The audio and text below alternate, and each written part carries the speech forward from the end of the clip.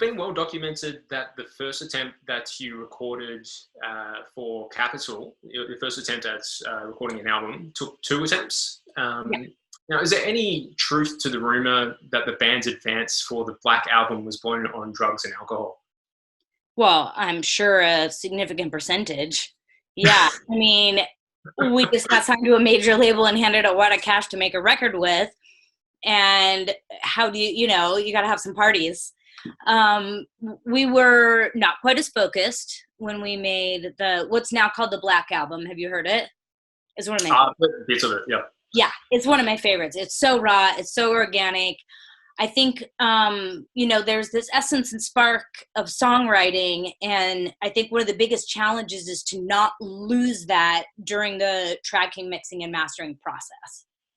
Sure. And the Black Album suffers none of that. And that's one of the things I love about that album. And was it drug fueled? Absolutely. I mean, there was a flood going on. We were also stuck inside.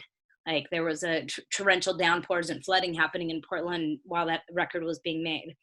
I think it's pretty funny that, Capitol was like, you guys, there's no singles on this. What are you doing with your budget? You need to start over.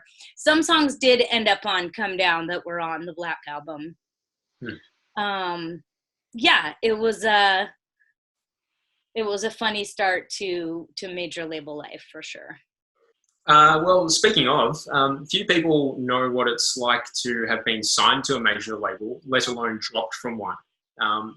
What was that experience like?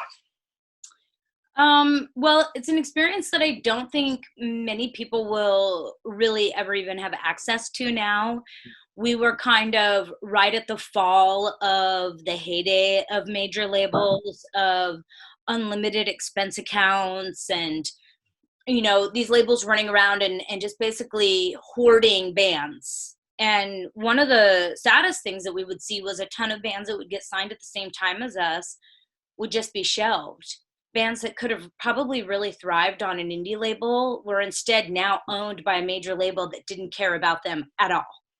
They were buying in bulk, right? And so we were one of the few that maintained some level of attention and respect, maybe, which was better. We came out better than a lot of those bands. We also were very defiant. A lot of bands, when they get signed to major labels, kind of lose themselves in these people telling them how they should look, how they should sound. These aren't artists. These are business people and volunteers. I mean, they just don't know. And so every time they tried to interfere with our vision or our image, we were very defiant. So for us, it was tumultuous. To be on a major label was constant fighting about what they said we should be like or who we should be, versus us kind of sticking to our guns and saying, no, you signed us because we're us. This is who we are. And I mean, maybe the Black Album, our first attempt at Come Down, was a way to establish that right from the start. Sure. Like, by the way, we're not going to cooperate and just do whatever you say. If we didn't make it perfectly clear with that album, I don't know how we could have been clearer.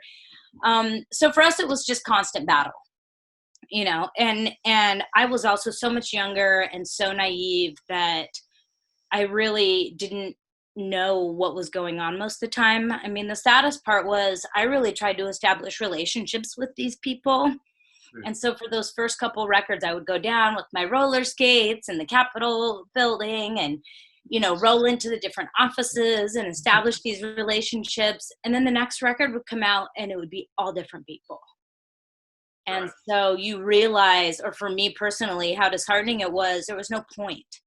They're just a machine and we're part of it. And we just have to fight to stay ourselves and fight to stay represented. And that's all there was to the game. And that was a bummer for me. I'd rather make friends and have a working relationship and, build our future together kind of idealist thing. And that's not how it is at all.